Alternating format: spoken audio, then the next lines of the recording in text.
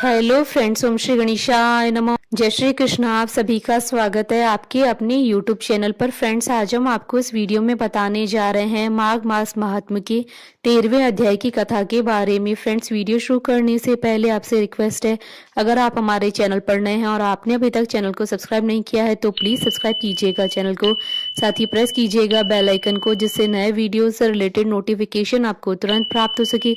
और वीडियो पसंद आने पर वीडियो को लाइक और शेयर जरूर कीजिएगा ताकि सभी भक्तों को इस वीडियो का लाभ प्राप्त हो सके। और कमेंट बॉक्स में जय श्री कृष्ण जरूर लिखिएगा। माघ मास महात्म्य 13वां अध्याय प्रारंभ। विकुंडल कहने लगा कि तुम्हारे वचनों से मेरा चित्त अति प्रसन्न हुआ है, क्योंकि सज्जनों के वचन सदैव गंगा जल के सदृश पापों का नाश करने वाले होते हैं। उपकार करना तथा मीठा बोलना सज्जनों का स्वभाव ही होता है, जैसे अमृत मंडल चंद्रमा को ठंडा कर देता है। अब आप कृपा करके यह बतलाइए कि किस प्रकार मेरे भाई का नरक से उद्धार हो सकता है। तब दूत कुछ देर ज्ञान दृष्टि से विचार कर मित्रता रूपी रस्ते से बंधा हुआ बोला कि हे वैश्य, यदि तुम अपने भाई के लिए स्वर्ग की कामना करते हो तो जल्दी ही अपने 8 जन्म के पुण्य फल को उसके निमित्त अर्पण कर दो। तब विकुंडल ने कहा कि हे दूत, वह पुण्य क्या है और मैंने कौन से जन्म में और कैसे किया है, सो सब बतलाओ, फिर मैं अपना पुण्य अपने भाई को दे दूंगा। दूत कहने लगा कि हे वैश्य सुनो, मैं तुम्हारे पुण्य की सब कथा कहता हूँ। पूर्व समय में मधुवन में शाल्की नाम का एक ऋषि था। वह बड़ा तपेश्वरी, ब्रह्मा के समान तेज वाला था। नवग्रह की तरह उसकी स्त्री रेवती के 9 पुत्र थे, जिनके नाम ध्रुव, शशि, बुध, तारा, ज्योतिमान थे।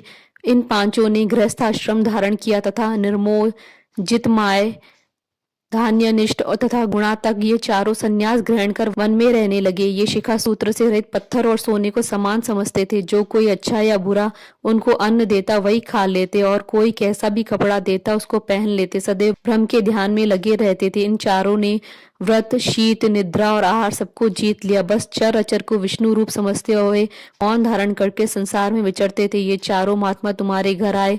जब तुमने मध्याह्न के समय भूखे प्यासे इनको आंगन में देखा तो तुमने गदगद कंठ से आंखों में आंसू भरकर इनको नमस्कार करके इनका बड़ा आदर सत्कार किया।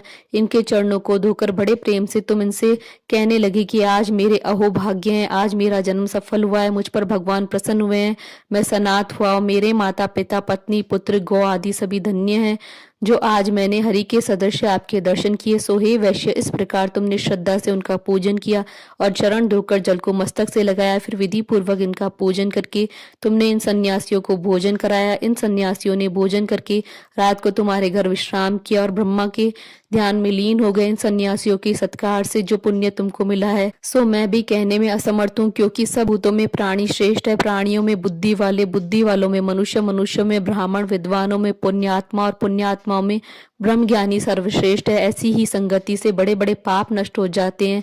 यह पुण्य तुमने अपने पहले 8वें जन्म में किया था। सो यदि तुम अपने भाई को नरक से मुक्त कराना चाहते हो तो यह पुण्य दे दो। सो दूत के ऐसे वाक्य सुनकर उसने प्रसन्नचित्त से अपना पुण्य अपने भाई कुंडल को दे दिया। वह नरक से मुक्त हो गया और दोनों भाई देवताओं से पूजित किए गए। तब दूत अपने स्थान को चला गया। इस प्रकार वैश्य के पुत्र विकुंडल ने अपना पुण्य देकर अपने भाई को नरक की यातना से छुड़ाया। सो हे राजन, जो कोई इस इतिहास को पढ़ता है या सुनता है वह 1000 गोदान का फल प्राप्त करता है। तीसरी माघ मास महात्म्य 13वां अध्याय संपूर्ण। बोलिए भगवान श्री हरि विष्णु जी की जय, सनातन धर्म की जय। हमारे साथ इस वीडियो में अंत तक बने रहने के लिए आपका धन्यवाद। ओम श्री गणेशाय नमः। जय श्री कृष्ण।